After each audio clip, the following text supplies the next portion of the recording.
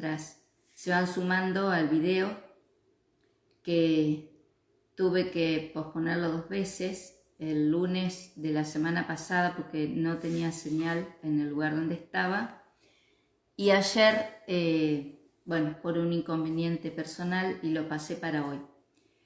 Y a veces pienso que el azar existe y a veces que el azar no existe, que por algo ocurren las cosas. Y hoy es el Día Internacional de la Mujer y hoy cumplimos 3 años las sofistas, es nuestro aniversario, y hemos pasado por ser un programa de radio, armar un canal de YouTube, estar en las redes, en Facebook, aquí en Instagram, y por último nos incorporamos a Twitter. Así que hoy se reúnen 2 días, el Día Internacional de la Mujer y nuestro aniversario como proyecto cultural alternativo. En el ciclo Feminismos, que comenzamos con el libro de Virginia Woolf, Un cuarto propio, hoy vamos a hacer una breve reseña de este libro de Alejandra Oberti, Las revolucionarias, militancia, vida cotidiana y afectividad en los años 70. ¿Y por qué yo les decía que tal vez fue obra del azar o no, que se haya trasladado la fecha original de esta reseña al día de hoy? Porque justo el sábado en el canal ISAT pudimos ver la película Los Índalos, que es un documental, un film documental donde Aurora Sánchez nos va contando la historia de su familia, que empieza con la Guerra Civil Española y a partir de ahí una serie de exilios, militancias, pérdidas que involucraron a su padre, a su hermano, a Roberto Sánchez, y a su hijo Iván Ruiz. ¿Y por qué digo esto? Porque justamente esa película está muy relacionada con el comienzo de este libro. En la película que les decía recién, Los Índalos, está en YouTube, la pueden buscar para verla. Va también contando cómo era el espíritu de esa lucha revolucionaria en la década de los 70 y cómo lo que fue en su momento el ERP, el Ejército Revolucionario del Pueblo, donde el hermano de Aurora, Roberto, participó, que después estuvo preso antes de 1976, o sea que estuvo preso bajo el Poder Ejecutivo. Por lo tanto, no estaba desaparecido, sino que estaba detenido.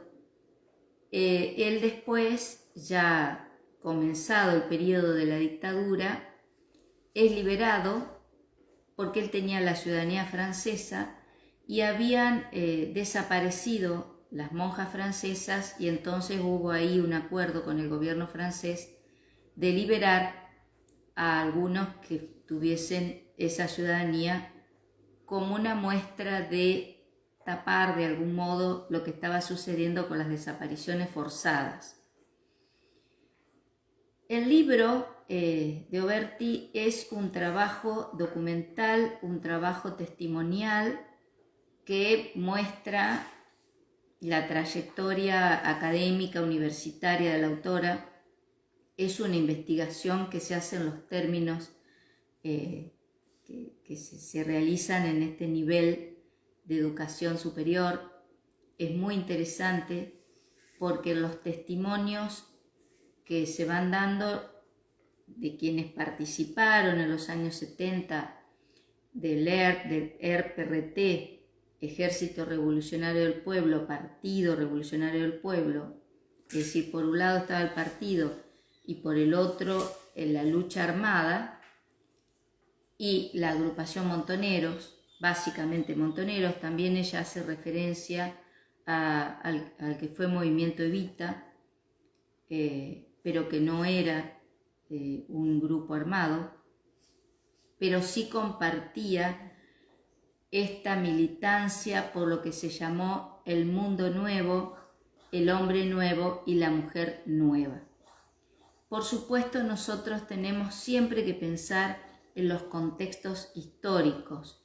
Tenemos que pensar que en Argentina, a partir de 1930, se dieron una serie de golpes militares, de interrupciones al mundo democrático, al sistema democrático, y que también en la década de los 60, la influencia de la Revolución Cubana, que es de 1959, y la influencia también de diferentes expresiones que eran cercanas a la guerra de Vietnam, haciendo siempre énfasis en lo que estaba aconteciendo en Vietnam con esta guerra iniciada por los Estados Unidos. En una parte del libro, la autora dice que había un afiche que ejercía influencia sobre estas mujeres que militaban en Argentina y que mostraba a una mujer vietnamita que tenía en un brazo al bebé, a su hijo, amamantándolo, y en el otro brazo un fusil. Yo estuve buscando la imagen, que de hecho la recordaba. Obviamente yo era adolescente en esa época, pero recordaba esa imagen de esta mujer vietnamita.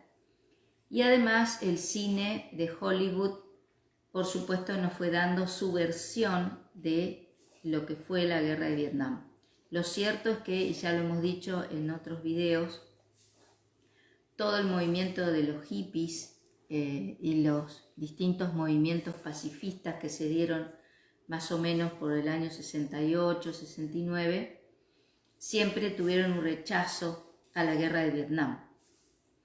Pero el libro se centra ¿en qué aspecto?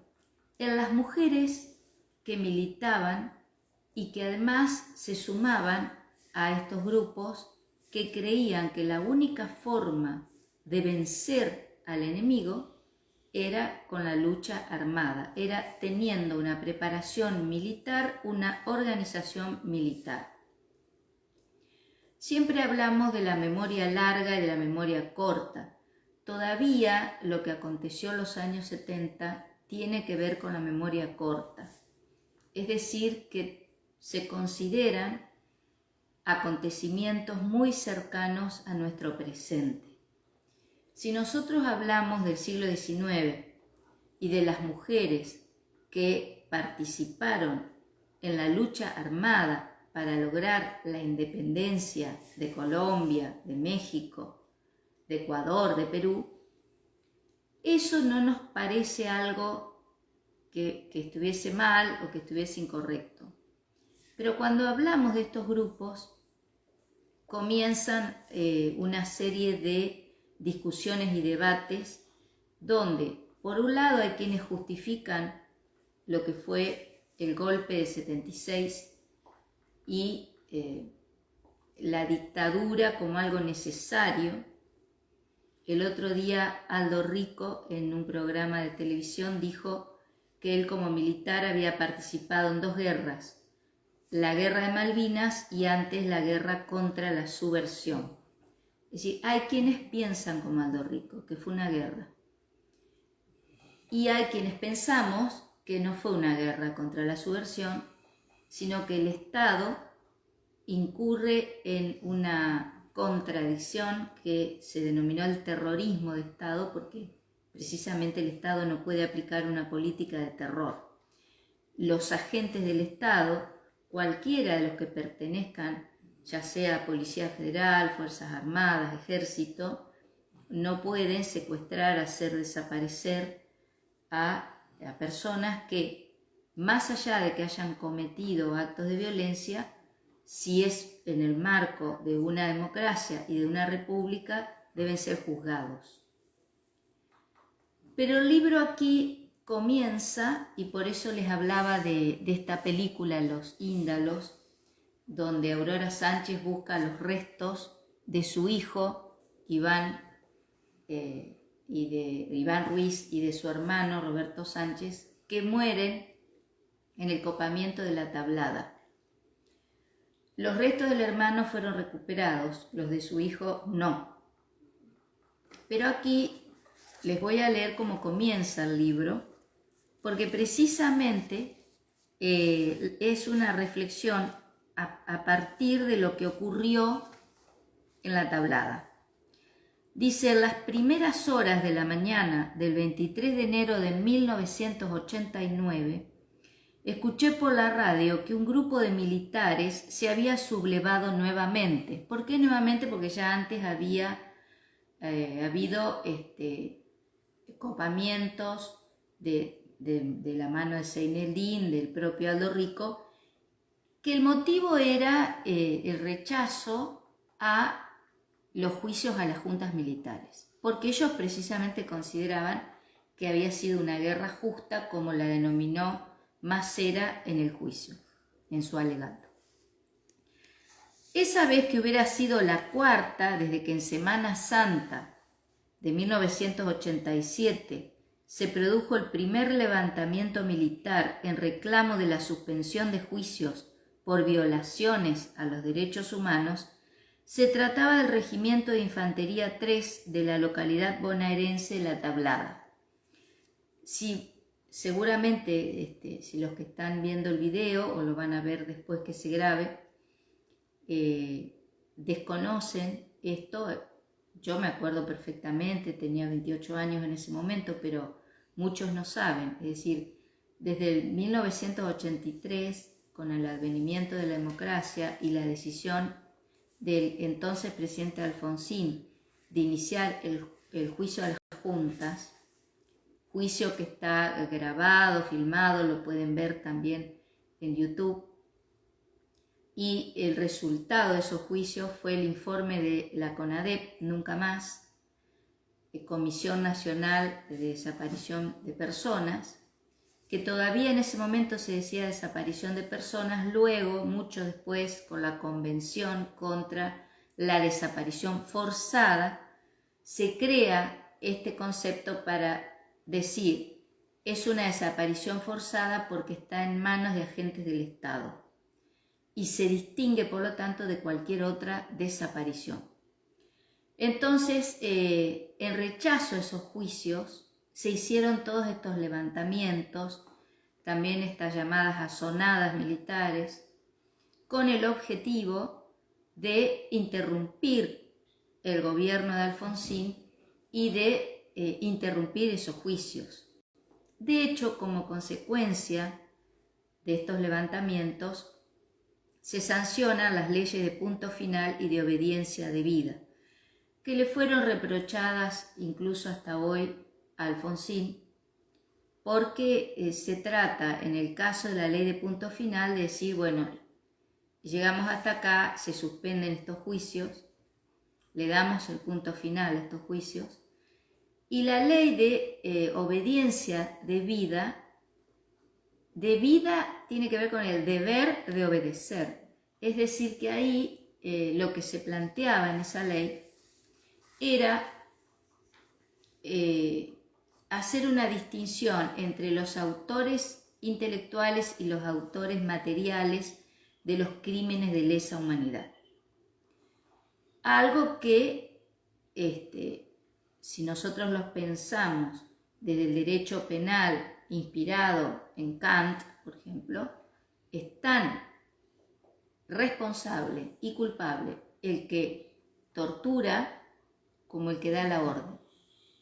Lo que ocurre es que aquí en la ley se planteaba que quienes obedecían la ley, por eso es ley de obediencia debida, tenían menos responsabilidad. Bueno, en este contexto ya de advenimiento de la democracia, de rechazo a los juicios a las juntas y las azonadas militares que se fueron dando, cuando acontece lo de la tablada, muchos pensaron que se trataba de otro de esos hechos en los que los propios militares, llamados cara pintadas, porque se cubrían la cara, los cara pintadas, estaban haciendo esto para interrumpir los juicios y derrocar el gobierno de Alfonsín. En esos años de comunicaciones más lentas, sin internet ni celulares y con los teléfonos funcionando apenas, la radio era el principal medio para enterarse de las noticias de último momento.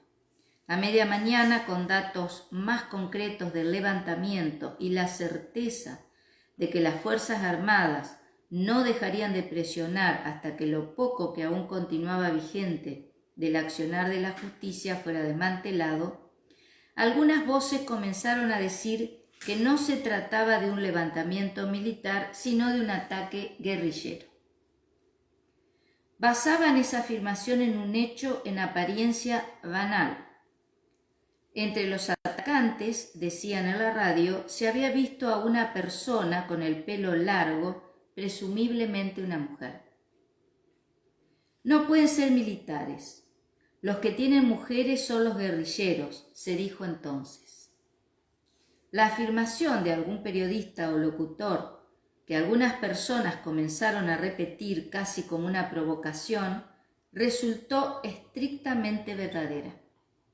Se trataba de un grupo de militantes del movimiento Todos por la Patria, que estaba liderado por Gorriarán Merlo. El movimiento de Todos por la Patria eran los integrantes del PRT-ERP o ERP-PRT de los años 70. Es decir, que su objetivo era impedir que continuaran estos levantamientos y estas azonadas militares contra el gobierno democrático de Alfonsín y contra los juicios a las juntas. La autora se inspira en esta frase que dice: los militares no tienen mujeres, los que tienen mujeres son los guerrilleros. Es decir, que la diferencia entre las Fuerzas Armadas en general y estos grupos que entendían que con la lucha armada iban a lograr vencer a sus enemigos, a los demonios del momento, iban a terminar con este periodo de dictaduras en Argentina. Hago un paréntesis, hoy vi en las tantas crónicas de la guerra entre Rusia y la OTAN en Ucrania, que había unas mujeres jóvenes, una de ellas bioquímica, recuerdo, otra médica, muy jóvenes, que dijeron que estaban preparándose para luchar en la guerra y que ellas consideraban que tenían que hacerlo en defensa de su país. Yo no me voy a meter en el tema porque es muy complejo, porque ya desde el año 2014 hay una situación de guerra civil y el tema es muy delicado y creo que hay que estar muy informado para abordarlo, pero sí vi a estas mujeres que toman las armas, por supuesto en otro contexto, en otra guerra, en otra situación, para defender a su patria. Y el libro se centra en eso, es decir, cuál fue la participación de las mujeres en los años 70 para lograr el objetivo de terminar con las dictaduras y de alcanzar lo que denominaban el hombre nuevo, la mujer nueva, el mundo nuevo, donde lo que más se planteaba era esta situación de igualdad. Ante un mundo injusto, ante un mundo donde se profundizaban cada vez más las desigualdades, la única forma de vencer al modelo imperante era tomando las armas. Lo interesante en todos los testimonios que va tomando, tanto de militantes de Montoneros como militantes de ERP-PRT, mujeres, es tener el conocimiento de cómo se organizaron, cómo fueron llevando adelante su lucha, y en el caso de las mujeres que tenían a su vez que ver cómo resolver la situación de la maternidad, las que ya eran madres, las que quedaban embarazadas, las que tenían a sus hijos, en medio de este clima de violencia, donde se pasa a la clandestinidad y donde en realidad, y esto lo digo con mucho respeto y prudencia, no pudieron ver que la correlación de fuerzas era tremendamente distinta, es decir, un grupo armado frente a las Fuerzas Armadas, que además recibieron el apoyo de Estados Unidos para realizar el golpe, era una situación de desigualdad tremenda. Estamos hablando aquí no de la desigualdad social, sino de la desigualdad en cuanto al poder de fuego. Yo he visto también, no solo en este libro, sino testimonios, sobre todo de mujeres que participaron en Montoneros, donde decían: a nosotros nos inspiraba la figura de Eva Duarte, de Perón, y la Revolución Cubana, es decir, que tomaban la imagen de Eva y la imagen del Che Guevara para llevar adelante su lucha.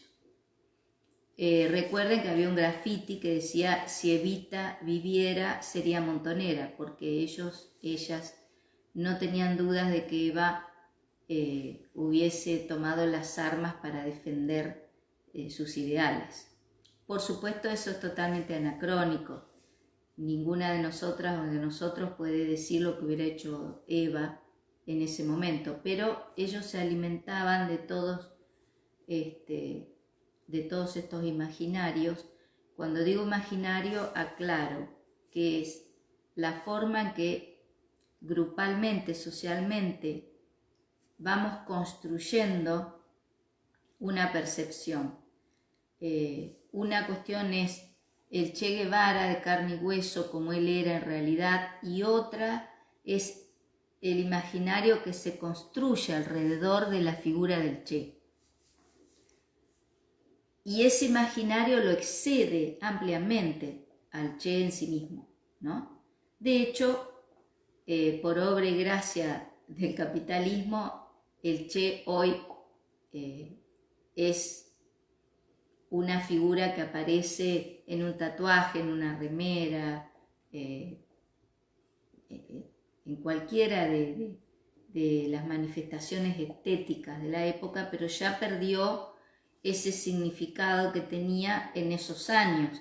De hecho, en el Mayo francés de 1968, cuando los franceses protestaban contra el gobierno y se unían en las calles en esa protesta, obreros y estudiantes, muchos llevaban la foto del Che y la imagen del Che. Bueno, aquí pasaba algo similar, es decir, si en Cuba la revolución fue posible expulsar a los Estados Unidos, dejaron de ser, hoy se dice el patio trasero, que América Latina es el patio trasero de Norteamérica. Ellos decían que dejó de ser el burdel, el lugar a donde los norteamericanos iban a hacer fiestas, celebraciones y explotaban a los trabajadores en Cuba, y había una pobreza tremenda. Entonces la Revolución Cubana se tomó siempre como este ejemplo para ver cómo fue posible en ese lugar independizarse de los Estados Unidos, dejar de estar oprimidos por el norte. Y bueno, eso se fue sumando en todos estos grupos. Yo tuve la oportunidad de ver un informe de Policía Federal, un largo informe, que lo cedí al Registro Único de la Verdad acá en Paraná.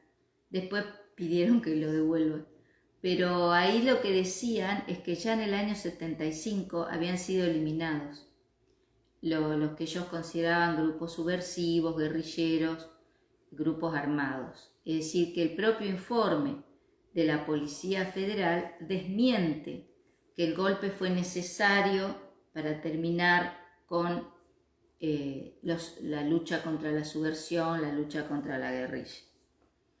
Bueno, aquí continúa la autora diciendo: unos años más tarde, la escritora Matilde Sánchez representaría en su novela El Doc, que es de 1993,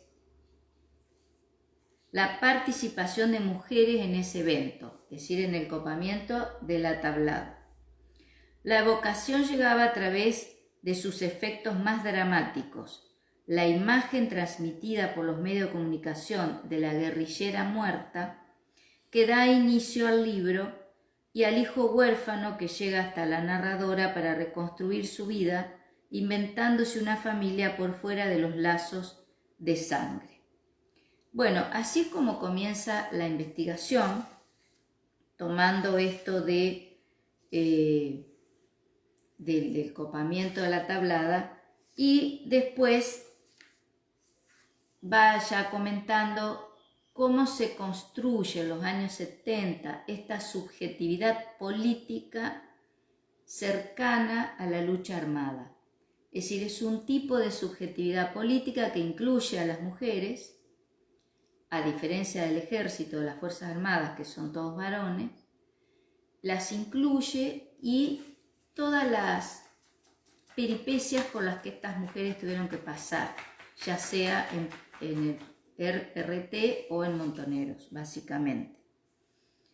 Y aquí ella va a citar un libro de León Rosigner, La izquierda sin sujeto, que muestra que las preguntas acerca de la subjetividad de los revolucionarios no son ajenas a la tradición de la izquierda y anteceden y exceden los planteos que harían en relación a este problema en los años siguientes las organizaciones político-militares argentinas.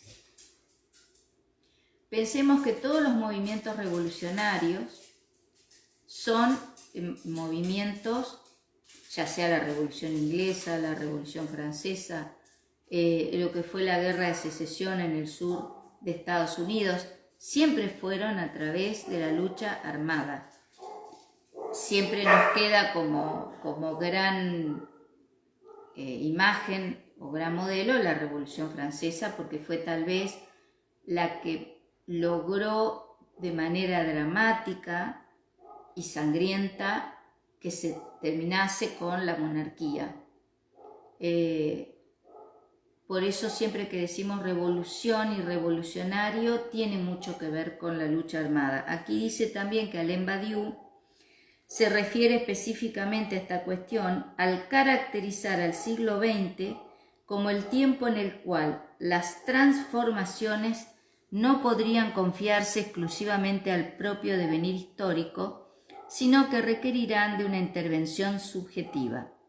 El siglo XX es el siglo del acto, de lo efectivo, del presente absoluto, y no el siglo del anuncio y el porvenir. Bueno, esto Badiou lo dice en un libro que se llama precisamente El siglo. Pensemos que la forma en que nosotros consideramos los siglos, siempre, bueno, el siglo XX consideramos comienza en 1901 y termina en 2001, o comienza en 1900 y termina en 2000. Recordarán que en el año 2000 estaba esa discusión que si el siglo XXI empezaba en el año 2000 o en el 2001. Pero Eric Hobsbawm, el historiador, dice que el siglo XX comienza con la Primera Guerra Mundial de 1914 y que termina con la caída del muro de Berlín en 1989. Eric Hobsbawm dice fue el siglo más corto de la historia. Bueno, un poco Badiou apuesta a esa consideración de Hobsbawm, porque él dice que el siglo XX fue el siglo de la guerra permanente, es decir, no hay un solo momento en todo el siglo en que no haya habido una guerra. Tal vez hoy el impacto de lo que está aconteciendo en Ucrania nos lleve a pensar aquí en Argentina que hacía mucho tiempo que no había guerra. Sí, hay regiones del mundo que están en guerra permanente, Y recordemos, bueno, la guerra de Irak, la de los Balcanes, el Golfo, sin, por supuesto, desconocer lo que fueron las guerras mundiales, y todo el periodo de la Guerra Fría, que era fría y no dejaba de ser una guerra, y que el proyecto de Ronald Reagan de la Guerra de las Galaxias no fue una película, no fue una ficción, sino que realmente la Guerra de las Galaxias fue un proyecto del gobierno republicano conservador de Reagan, donde decía, bueno, ahora para no seguir destruyendo el planeta, las guerras van a ser en el espacio. A veces pensamos que eso fue una película, pero fue realmente un proyecto, y el Pentágono fue en donde se concentraba la mayor cantidad de inversión en armamentos y en la posibilidad de una guerra nuclear, que de hecho hoy tanto Estados Unidos como Rusia son los que tienen la mayor concentración para hacer una guerra nuclear, que por supuesto sería de consecuencias terribles, ¿no?, para todo el planeta.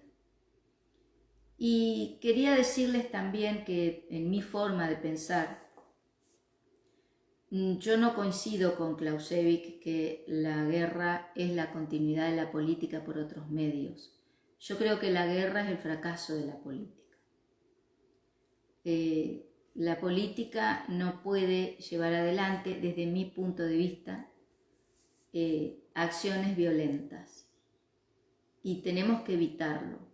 Tenemos que evitarlo porque, por supuesto, hay intereses económicos en todas las guerras, y hay también el convencimiento, y acá lo cuentan en los testimonios, de la necesidad no solo de tener un armamento, sino la necesidad de encontrar fondos para poder sostenerse en la clandestinidad, para poder escapar, huir en caso de que ya la situación llegue a un peligro inminente, y también para adquirir esos armamentos. Y la formación militar que van teniendo por fuera, por supuesto, de las Fuerzas Armadas, hace también que algunas mujeres hayan actuado con profundo convencimiento. Siempre toman como ejemplo el de Arrostito, pero también había otras mujeres que se arrepentían de continuar, acá lo dicen en los testimonios, pero eran obligadas a seguir. Por eso creo que el valor de este libro, que es un libro documentado, es un libro que recoge todos estos testimonios, es importante para poder conocer esas mujeres, para conocer esa época, para saber cuáles eran en ese momento lo que las movilizaba a participar en estos movimientos, en estas agrupaciones. Y es muy importante tener conocimiento para no caer en la mera opinión o repetir sin fundamentos, por ahí cosas que se dicen en los medios de comunicación. Y creo que ese es el gran valor testimonial del libro, y también de hacer un repaso por lo que fue el siglo XX, que fue un siglo de muchas guerras, de muchas batallas, que por supuesto cuando uno algo lee de historia, la gran diferencia entre la Primera y la Segunda Guerra Mundial fue de avance tecnológico científico o científico-tecnológico. Es decir, que las guerras sirvieron para ir perfeccionando los modos de destrucción de vidas humanas, destrucción de ciudades, destrucción de la naturaleza. Y la política no puede ser eso. La política no puede perfeccionar modos de destrucción, sino modos de construcción. Construcción de otra sociedad, de otro mundo, de otra vida. Yo coincido con los ideales, pero no con la forma en que se hizo. También entiendo que ese era el contexto. También entiendo que el término revolución cayó en desgracia, también con una serie de operaciones mediáticas, porque ser revolucionario no necesariamente significa llevar adelante una guerra. Ser revolucionario o revolucionaria también significa mantenerse en la militancia por una serie de causas sin llegar a la violencia. Insisto, era otro contexto. Nosotros venimos en las últimas décadas del siglo XX con todo un mensaje de resignación de la posmodernidad, con todo un mensaje de que no hay nada nuevo por hacer, que nada se puede cambiar, y que también es un mensaje que llama a la impotencia, es decir, que ya no podemos cambiar el mundo, no podemos cambiar la sociedad, no podemos cambiar lo que está. Hay una muletilla que se ha puesto de moda que dicen es lo que hay. Cuando uno dice es lo que hay, lo que está diciendo es que esto es lo que quedó y no podemos hacer nada con eso. Aquí al final del libro, la autora dice: la revolución deseada por quienes militaron en las organizaciones armadas se reveló tímida, limitada y problemática en lo que hace a las relaciones de género, pero no solamente. En el mismo momento en que se jugaba su destino, la experiencia que las mujeres hicieron en esos ámbitos implicó un modo de alterar el género, aunque el tiempo, los resultados y las lecturas críticas que de ella se han hecho la mostraron inadecuada en ese punto. Inscritas en una época donde las transformaciones propias de la modernización de la sociedad argentina se sumaban a un feminismo incipiente que no terminaba de decir su nombre, las militantes protagonizaron el conflicto de género de un modo excéntrico. La asunción de la violencia como método las excedió, porque fue parte de las condiciones de la época, pero también las atravesó. Pusieron en cuestión el estatuto cultural de inferioridad física femenina a través de prácticas corporales que lo desafían entonces y ahora. Plantearon que la política les compete. Discutieron en pie de igualdad hacia el interior de las organizaciones y en un espacio público que todavía las desconocía. Hacerse cargo de lo que hicieron y dar cuenta de sí mismas en lo que quisieron e imaginaron en la acción y en sus consecuencias es parte de una construcción del género que se desplaza de la posición subordinada, se pone en acto y pasa a ser otra cosa, a estar en un lugar distinto que desborda el dispositivo jerarquizado de los espacios femeninos y masculinos. Algunas interrogaciones que no provienen del relato principal, sino desde espacios como el género o la generación, interrumpen la repetición, porque se permiten ir más allá de las versiones establecidas. Dan lugar a la aparición de subjetividades que a la vez que retienen los atributos del pasado, asumen nuevas posiciones. Pueden hacerse cargo y dar cuenta de sí. Bueno, es interesante porque la autora también está planteando qué posición feminista podían tener estas mujeres en la década de los 70 en una militancia que apostaba por la lucha armada y donde siempre pensadas como el sexo débil se unieron a la milicia, se unieron a la posibilidad de luchar armadas contra un orden injusto, un orden dictatorial, un orden que consideraban absolutamente injusto y opresivo u opresor. Entonces, les decía que para quienes les interese el tema, es interesante leer este libro que está, como dije al comienzo, escrito en los términos de una investigación académica, universitaria, se nota siempre esa impronta, esa organización del libro, de la investigación, es muy interesante y es muy respetuosa. Y los testimonios nos van dando también cuenta de cómo cada una de ellas lo vivió y lo experimentó de diferentes modos, y muchas pasaron por la cárcel, otras por el exilio, y también esta cuestión propia de las mujeres de la maternidad, de haber pasado por la experiencia de la maternidad en medio de la lucha, y también posteriormente haber pasado por la maternidad en la cárcel, en los centros clandestinos de detención, y todas estas mujeres que fueron asesinadas por la dictadura y sus hijos fueron apropiados. Es decir, que ahí había un feminismo distinto al feminismo actual en cuanto al contexto sociocultural, porque hoy el feminismo está más atravesado por otro tipo de violencia, la violencia que se ejerce sobre los cuerpos de las mujeres, el femicidio.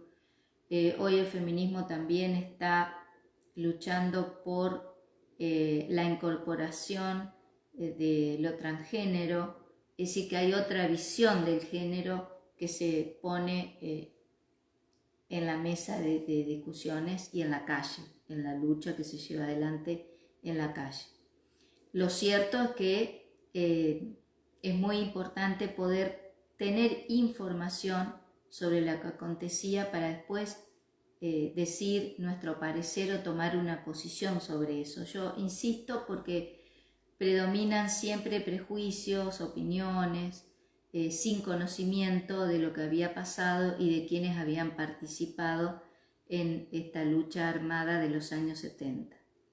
El próximo encuentro vamos a hacer reseña de otro libro, El viaje inútil, de Camila Sosa Villada, que es un libro que nos aporta una nueva literatura, una nueva forma de entender el relato y la narración literaria, y de alguien que está teniendo en este momento mucha repercusión. Gracias por haberme acompañado en este día, el Día Internacional de la Mujer, donde estamos viendo cómo las mujeres comienzan a aparecer en los relatos, en los libros, en los documentales, contando su experiencia. Y aparte del libro de las revolucionarias de Oberti, recomiendo que vean ese documental Los Índalo, donde cuenta lo que ocurrió en la Tablada, pero también esa familia, cómo viene desde la Guerra Civil Española hasta nuestros días luchando por los que son sus ideales y los que ellos consideran que vale la pena en el caso de ellos de entregar su vida y dar la vida por una causa justa. Bueno, gracias, un abrazo.